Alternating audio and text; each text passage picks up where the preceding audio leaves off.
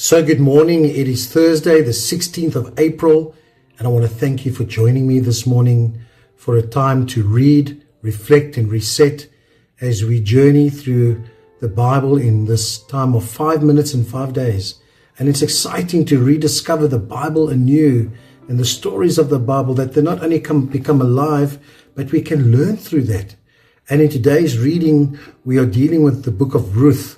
And we're starting with Ruth chapter 1, Ruth chapter 2, and then the book of Acts chapter 3. So in the book of Ruth 1, it has to do with covenant faithfulness. So in this passage, we see Ruth, the story starts with Naomi and her husband Elimelech. There's a family in the land, and they leave the land of Israel, the promised land, and they go over to Moab, from where they crossed over in the time of Joshua. They're going back again.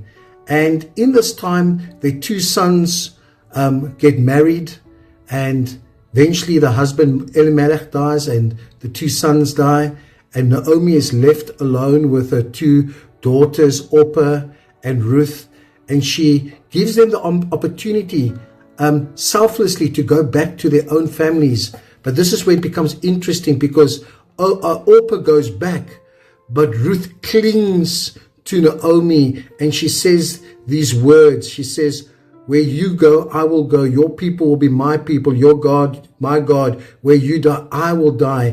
And this is about covenant faithfulness. There's a covenant in this, because Ruth has been purchased by Naomi's family, and there's a price that had been paid. So she belongs to the family of Naomi. Naomi is willing to let it go, to go back to her own people, to her own gods. And Ruth makes this decision that is based on loyalty. It's based on kindness. It's based on a devotion to her mother-in-law.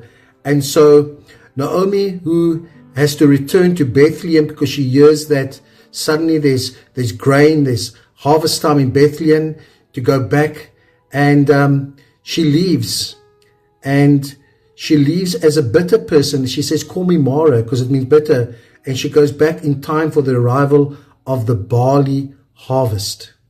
In chapter 2, it again begins to speak of, out of this covenant relationship, the sacrificial love. And this is a picture of what Jesus does for us. Jesus comes on his Father's behalf, and he gives everything up to come to us, as Ruth goes back with Naomi. And now, where Jesus does all the work on our behalf, Ruth goes into the fields to glean. And to glean was part of the Mosaic law of leaving the leftovers on the edges of the fields for the poorer people, for the foreigner to come and get food. And so they went to work for a man called Boaz, a wealthy man, and also a relative of Naomi, that Ruth worked in the fields gleaning. And Boaz was not just a godly man, he was a generous man who displayed extreme kindness by providing protection and abundant provision for Naomi and Ruth. And here's the picture of Boaz again for us, the kinsman redeemer that provides everything for our needs. And Naomi's bitterness, because of Ruth's loyalty and sacrificial love and Boaz's protection, it brings hope, and it brings hope of redemption. And that's what God has done for us. He's given us the hope of redemption through Jesus Christ, his Son. In Acts chapter 3, we read where Peter and John, and it's the early ministry of the church, which is so exciting because it should still be happening today. They were on their way to the temple, and along the way, they meet a crippled man sitting at the temple, begging and asking for money. And Peter declared, "Silver and gold have I not, but as such as I have, I give unto thee. In the name of Jesus of Nazareth, rise up and walk." And the layman immediately got up, he walked, and he went leaping and praising God. And this miracle was a sign of the resurrection power. The same Spirit that raised Jesus from the dead will quicken your mortal body. The resurrection power of Jesus Christ.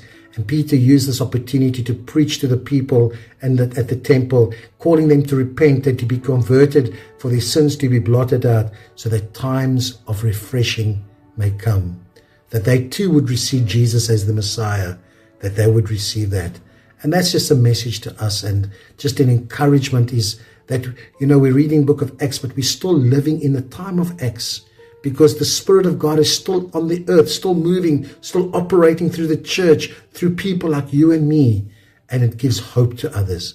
May our Lord richly bless you. Shalom.